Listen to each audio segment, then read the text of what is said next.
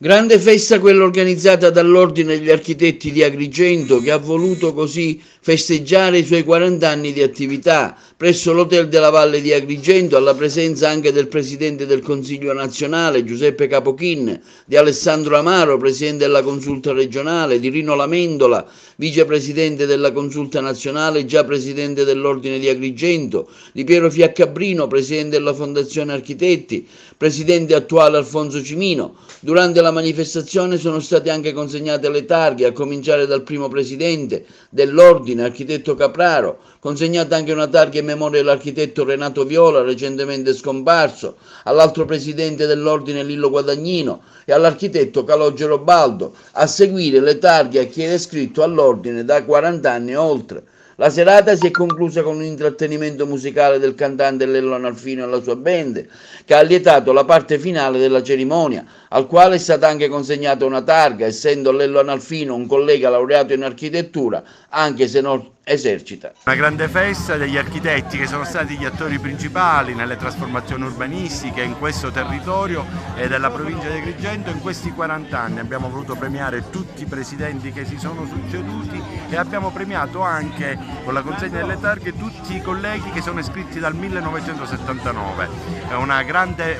festa e una grande emozione. Qui sono oggi tutti rappresentati dal nostro Presidente nazionale Capochin, che è voluto essere insieme a noi come tutta la consulta regionale degli architetti, compatta con Agrigento, insieme ad Agrigento, a festeggiare questo momento di festa dell'ordine. È stata una serata veramente eccezionale, sono venuto molto volentieri ad Agrigento perché ad Agrigento ho tanti amici presidenti e questa sera ho scoperto che c'è una continuità veramente eccezionale quando sono stati presentati e premiati tutti i presidenti della Costituzione dell'Ordine, e vedere questa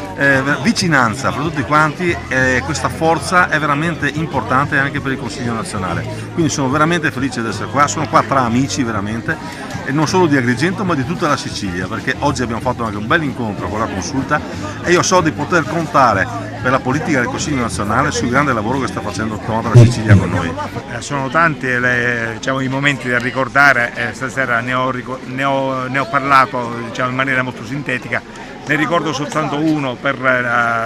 qualche secondo,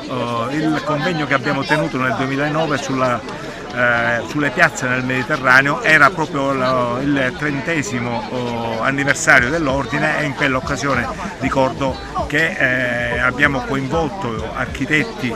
di chiara fama internazionale attorno al tema della piazza, attorno al tavolo, e attorno al tavolo c'erano anche architetti israeliani e palestinesi. Questo vuol dire che quanto l'architettura possa recitare un ruolo di linguaggio universale, di confronto tra i popoli, in grado di superare anche le divergenze culturali che nel Mediterraneo sono tante. Ricordiamoci che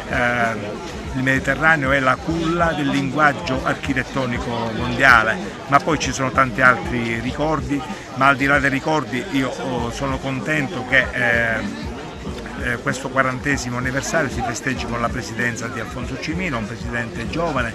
molto volitivo, appassionato, che dedica molto tempo della sua giornata alle attività ordinistiche, raggiungendo obiettivi importanti, collaborato come dal Consiglio dell'Ordine in carica.